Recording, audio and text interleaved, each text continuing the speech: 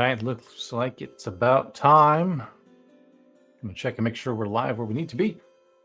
We will get started. Go ahead and switch on over here. Here we go.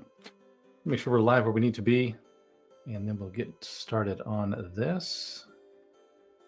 We are live, so we can switch over there. If you have any questions, if you have any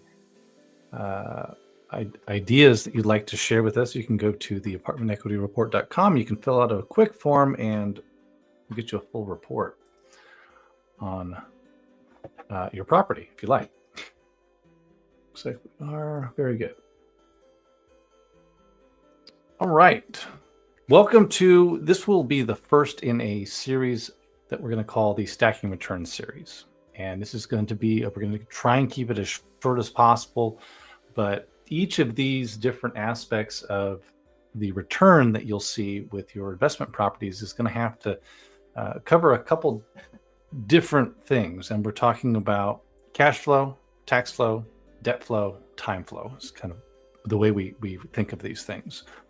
And when we talk to an owner about their property, we're considering all of these different aspects when we're looking at what's the best move for them to make. And what we find is a lot of people focus pretty exclusively on what is my cash flow for this investment, what is my cash flow for the next investment. And that's the only metric that they use to determine how good is the investment that I'm looking at. And there's actually probably a half dozen other layers to your property that you should probably be paying attention to, because this is what, if you're talking about the big, large investors, the people with 10,000 plus doors, this is what they're focused on. They're not focused on what is the cash flow today for this property. Okay, I got my debt. What's the cash flow? What's the return? What's my net income? What's my cap rate? They're not focused on it. There's actually quite a bit more to it. And I'd like to share with you just one piece of that. So this will be the first part of that Stacking Returns series. This is going to be on depreciation, cost segregation, how you can use that in conjunction with debt to achieve some pretty silly returns. And I am not a CPA. I am not a financial advisor, nor am I an attorney. I'm a commercial broker. So if you like what you're seeing here, I would recommend that you contact your expert and pick their brain about it. Don't take my word for it. This is purely for discussion purposes, even though the example I'm going to give here it's a real example and not an uncommon example, but it really illustrates the amount of money you can probably make by utilizing the right levers with regard to your property. And this is one of the reasons that we find, maybe holding on to a property forever might not be the best move, depending on your goals, right? So with that said, let's talk about depreciation and cost segregation with regard to your investment properties and how you can use it to really leverage up what your returns are and to strategize on what you should be doing next. So these are the four basic food groups that we're going to cover today. We're going to talk about what depreciation is specifically, and then we're going to go into cost segregation, which is ways to cut up depreciation, put them in different buckets. And then we're going to talk about how to take those buckets and accelerate it. So basically you get all the tax savings as soon as possible. And then we're going to use our example and show you how that can work in real life. Okay. So what is depreciation? Let's go ahead and move this for now. I think we stacked our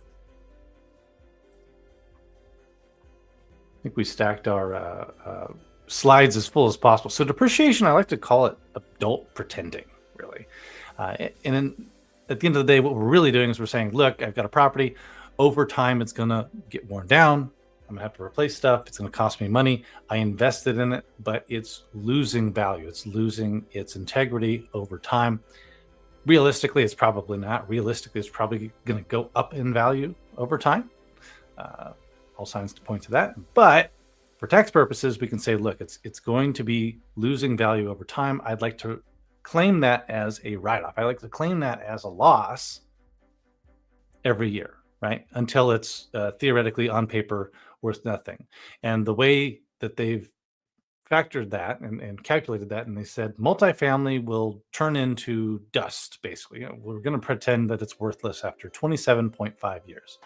And commercial, that's going to be 39 years. It's going to take 39 years for it to fall apart and turn into nothing and be worthless. So you get to write off as a taxable loss the improved value of your property over 39 years or over 27 and a half years. Isn't that cool? And your CPA is probably already doing that. Your financial advisor is already doing that.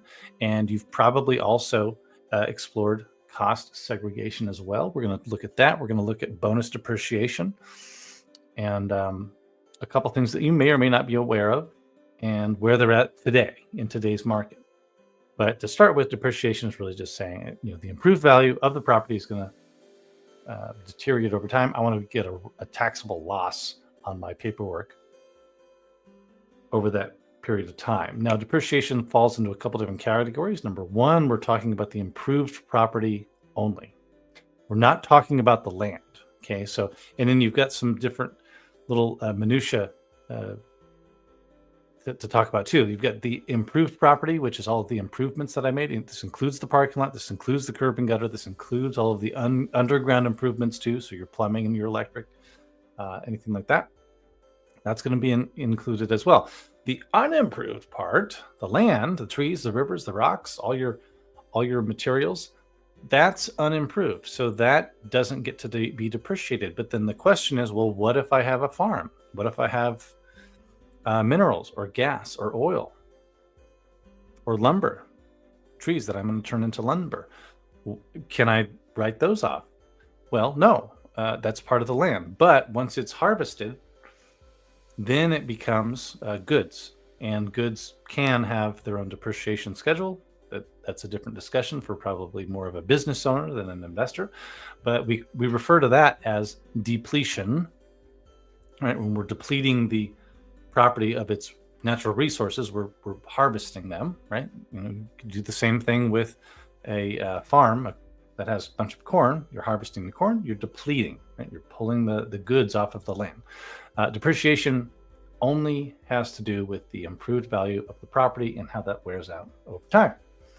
Now, that's depreciation. What is cost segregation? We're going to take all of that, and what we could do is we could say the improved value of the property is, for example, $1 million. I'm going to write that off over 39 years or over 27 and a half years. And all you do is you divide the $1 million by 39, right? So you get to write off 1/39th of your improved property every year as a loss. Great. But that's called straight line depreciation. But the problem then is a lot of things depreciate or fall apart a lot quicker than 39 years. Not everything can depreciate over the same schedule. That's where the cost segregation comes in. That's where our buckets come in. Okay, so we've got different buckets that we can put all of our different improved property into. That's going to be on different schedules. It's going to be on a longer or a shorter schedule. Okay, and that's all cost segregation is. We're taking that 39 or 27 and a half years and we're breaking it up into its constituent parts. And here's what that looks like. Okay, we got your 5-year bucket, you've got a 7-year bucket, 15-year bucket, and then your long bucket. So if it's commercial, it's 39. If it's multifamily, it's 27 and a half. Okay, and we've got these buckets for specific reasons, but just to go over what typically falls in those buckets. If your 5-year bucket's typically going to be things that don't last very long, they wear out fast. Your carpets, your appliances, some of the fixtures, those will be in your short-term 5-year bucket. Your 7-year bucket is going to be more like office furniture, some sort of equipment, that kind of thing. 15-year bucket would be the land improvements generally, not the whole building, but the land improvements. So like your parking lot, sidewalk, landscaping, fences. And yes, to some degree, landscaping can be considered an improvement. Again, I'm not a CPA. That's up to your CPA. Because when you're doing all of this, your CPA, your tax advisor, and your financial advisor are going to be putting together the claim, basically, that you lost or you depreciated a certain part of your property. And then they're going to have to defend that. If the IRS comes and wants to learn more about that, they're going to have to defend that. So they're the ones who are going to decide for you, because they work for you, what does or doesn't fit in different buckets. But generally speaking, that's what it looks like. And in our long-term bucket would be the main structure itself, like the walls, the roof, the foundation. Now, what you'll notice is most things fall in the first three buckets, don't they? Most things are going to be there. The big ticket items, some of the big ticket items, yeah, they'll fall under these bigger buckets, the 39 year, the 27 and a half year, but most of them are going to be in the first buckets. And what that does is when we separate everything out on paper, we front loaded to the first 5 and 15 years most of, or as much as we can, of the depreciable part of your property. So you bought a property, and that $1 million of improvements isn't going to be stretched out over 39 years. You might own it for 39 years, but typically we want to get our return as soon as possible. And when we do that, we typically want to move that forward. So if you've owned property for a long time and you don't have a depreciation schedule, I'm going to show you how important it is that you do have a depreciation going on with your property. If you don't, you should be trading up. You should be continuing to move that equity along to get your best return. But this is why a lot of the larger owners, like I was talking about, the people who have 5, 10, 15,000 doors, they're going to buy something. They're not going to specifically look at the cash flow. They're going to look at their tax flow.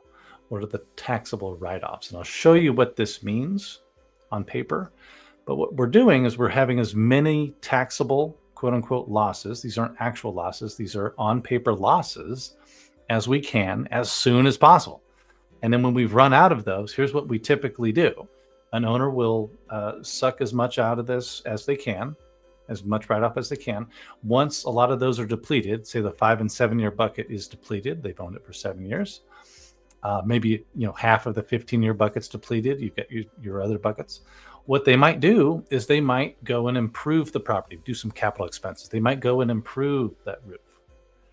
And what ends up happening is we're able to take the roof that was in that 39-year bucket, and there's some leftover depreciation in that bucket for that roof.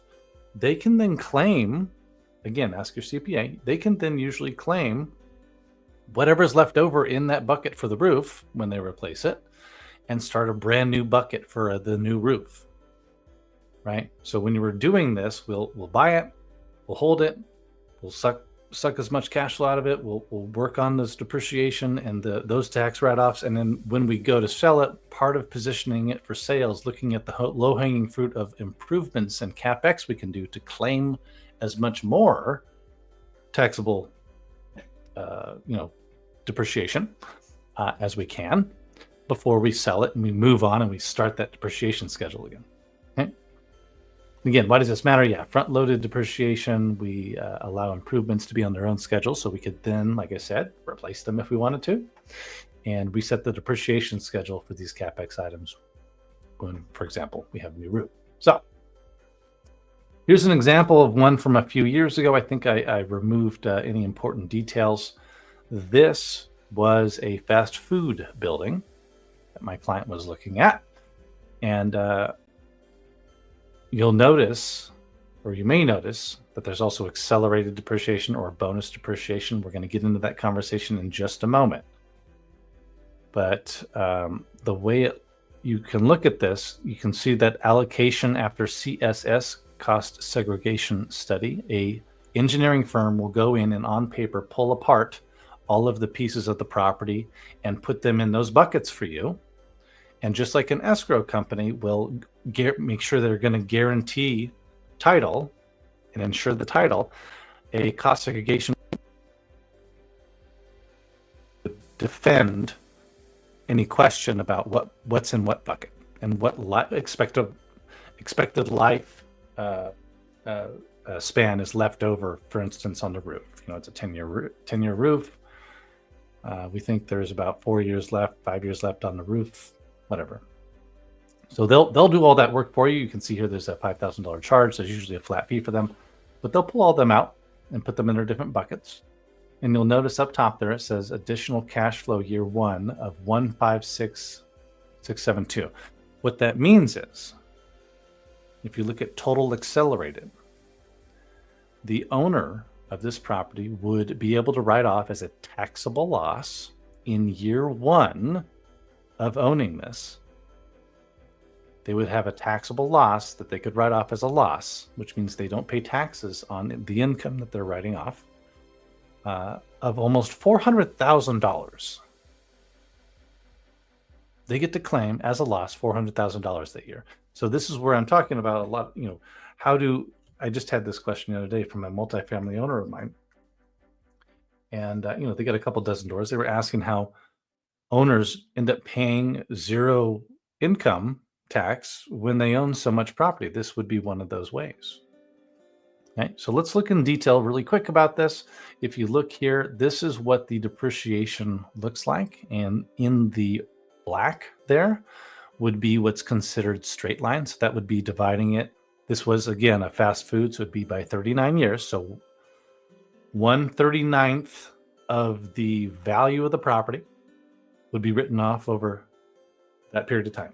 Now, that big giant blue bar on the left, that's bonus depreciation. That's what's coming back. That's what they're looking at renewing. This is what happened in 2017. They passed the Tax and Jobs Act 2017. They're looking to renew it. This is what they would be looking to do because this is starting to sunset.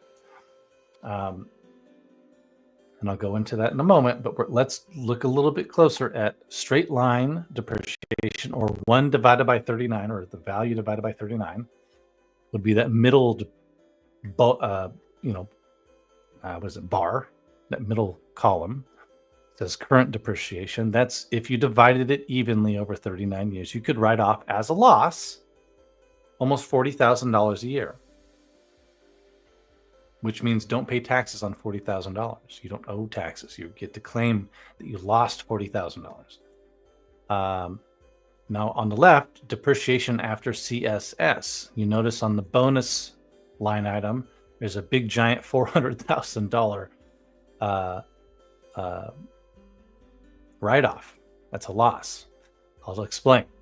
But the balance of what's left over would be those 28,986 all the way down. So they get to claim a big portion up front, and then the rest gets split up over the next 39 years. So that's a difference of, about a little over $10,000 per year in write-off, but he gets to claim a whole bunch up front. Here's how that works. Okay, hopefully you're following. We got our buckets. We got our 5-year bucket, our 7-year bucket, our 15-year bucket. These are places that the improvements can go. They're going to last 7 years. They're going to last 5 years. They're going to last 15 years, right? Those buckets, every now and then, when Congress or the Senate or whomever needs a political win, they'll introduce legislation that does what we call accelerated or bonus depreciation. So we have these buckets all the time, but they did, and they're planning to renew what's called bonus depreciation through the Tax and Jobs Act. And what that means is any bucket, this is what it says, any bucket that is 20 years or less, if you have a 20 years or less bucket, which there's 3 major ones, you get to claim all of those in year 1. So when we look at that top there, which says bonus of almost $400,000 for my client, that's what that means. There's $400,000 of his new investment that he then gets to say is a write-off. It's basically on paper, it's a loss. So he gets to wash his hands of $400,000 of income and not pay taxes on it, not have to, in this case.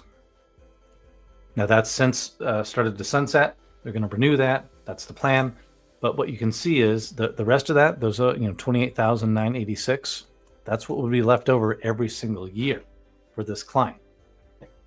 So just to reiterate, bonus depreciation is saying, look, we have all these buckets. I'm going to claim a bunch of them now. I'm going to empty all these buckets now, all these write-off buckets now, and then leave the rest for later. And That's what bonus depreciation is. Likely that's going to come back with the renewal of the Tax and Jobs Act. I'll show you exactly how this works in real life. So we're going to use this same example. This, again, was a fast food. These are the actual numbers, right? I think the purchase price was like, you can see here, the basis was $1,704,000. You can see that bottom number. See that circled in red? His total accelerated depreciation, which means his write-off, was $400,000. And what that means is he would not have to pay in taxes. Again, consult your CPA. He would not have to pay essentially $156,000. That means he makes $156,000 extra dollars because he didn't have to pay taxes on that in taxes. He just gets to keep that. So instead of paying taxes, it goes in his pocket. Okay. So let's run the numbers. Let's run the numbers back again. So you can see exactly how this looks and exactly how he can make so much money. And actually, you know what? I'm going to present my screen so you guys can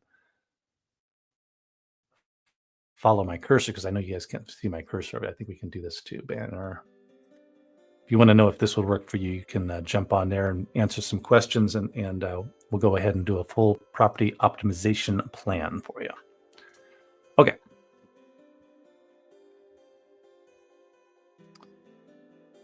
So yeah, let's jump over here so you can see my cursor. Let's catch up. Okay, we got our buckets, got our cost segregation study. That's a straight line. This is not a straight line that we want to go. Here we are. Okay. So this is what he gets to keep instead of pay taxes. This isn't what he would be taxed on. This is the money he gets to keep in his pocket that would have otherwise been taxed. Okay. With those numbers, assuming he makes $400,000, right? So if we run the numbers, the purchase price was 1.7. Using round numbers, I think it was a little bit better cap rate than this, but using round numbers, roughly $100,000, right? $100,000 in net income. It's a 6% return. So this is what your typical owner is going to say. You're typically going to say, hey, well, net income, so my return's 6%. No, your return's a lot different. Depends on your situation. So looking, I just pulled this tax table up, but just roughly saying he, on that $100,000, I get to keep all of it. He would pay, I don't know, about $20,000 in taxes to Uncle Sam. So he'd get to keep about 80 in any normal situation, right?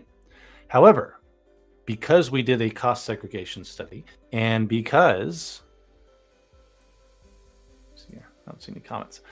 Because we get a cost segregation study, and because he gets to keep and not pay $156,000, this is an additional cash flow that he gets. He gets that much extra tax. He gets to keep it in year one. What kind of return would that look like? Okay, so he makes $100,000 in net income. He gets to keep an extra $156,000. This is assuming he's making $400,000, right? So total, if you were to use all that depreciation up that he got in year one, his total return, because he gets to keep money he otherwise would have paid tax, he gets to keep about $250,000. So that's a 15% return. So his return's not 6%, closer to 15%. But it gets better. This is where I'm talking about making 50% or better. What if he leveraged? What if he got a loan? So a lot of owners they'll own something free and clear. They'll own it for years. They'll have no more depreciation left, and insist that they're making a good return. Well, I mean, it might be headache free, but it's not necessarily a good return. The problem is you're not getting this depreciation.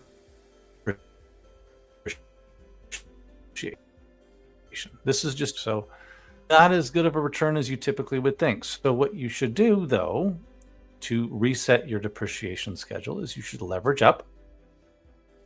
And let's assume this client of mine, instead of paying cash, he did a 20% down. So he spread this, he had, I think 3 or 4 million, spreads it out over a bunch of different properties and leverages as much as he can. What would that look like? What if they came in with $340,000? How does that change everything?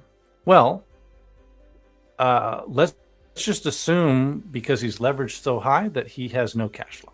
The debt service wipes out everything. There's no debt coverage ratio. They say whatever. It can be a one-to-one debt coverage ratio. No cash flow. And I did run. Oh, I misspelled assume. Ask me, right? Assume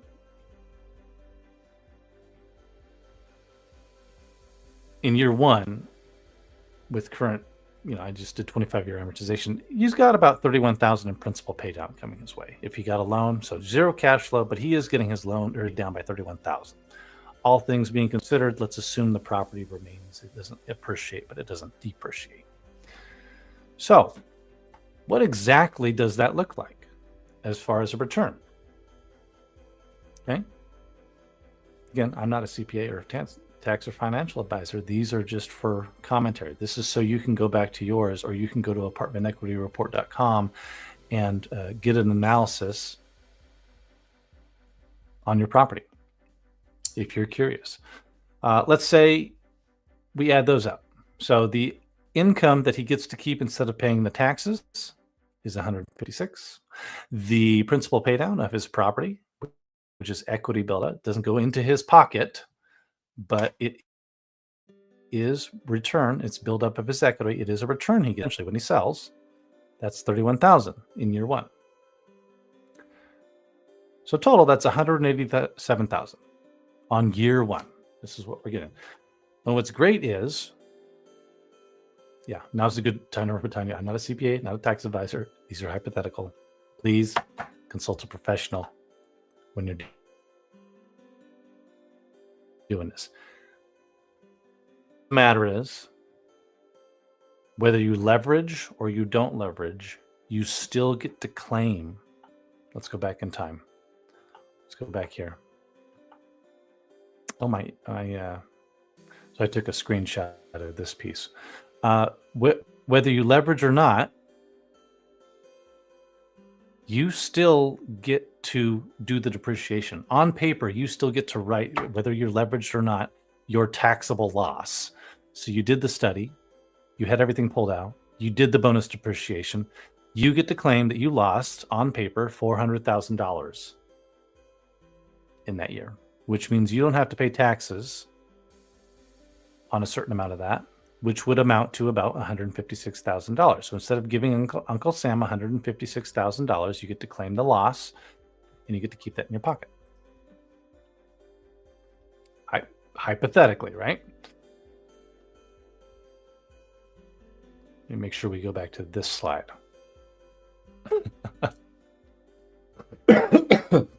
So, look on the left there, additional cash flow plus the principal pay down equals 187. 187 divided my money into the deal. Getting no cash flow from the deal. But this client is making, on paper, over a 50% return in year one. It's not going to be every year, but they still get to claim another $29,000 every single other year. This is just one piece of the stacking returns that I'm talking about, right? So it's not cash flow. In this case, he has no cash flow, right? So he's got debt service. He leveraged to the hilt, no cash flow from this property. Say he's got too much spending off of other investments, no cash flow here because he needs more tax write-offs. Needs more tax shelter to happen. So he's done this. Isn't that cool? If you want to learn, if you qualify, or if your property qualifies, or any low-hanging fruit that your property has for making more money, decreasing expenses, streamlining things, tax incentives you might not be aware that you qualify for. I'm talking energy efficiency tax credits, things you're already doing to your property that might qualify for different write-offs or grants or tax breaks. Go to the apartmentequityreport.com. It's a 3 to 5 minute quiz is all you need. Okay, we ask a couple questions about your property, when you bought it, what your debt situation is. what its situation is, right? Because we sometimes can't see all the unit mix from our CoStar or our Quixie. So just tell us the basics of your property. You don't have to get in detail. It takes about 3 to 5 minutes. We'll put together a full, we call it a POP, property optimization plan. It's a full plan on A to Z, what you can do right now, starting with the low-hanging easy fruit to make more money for your property, optimize your investment.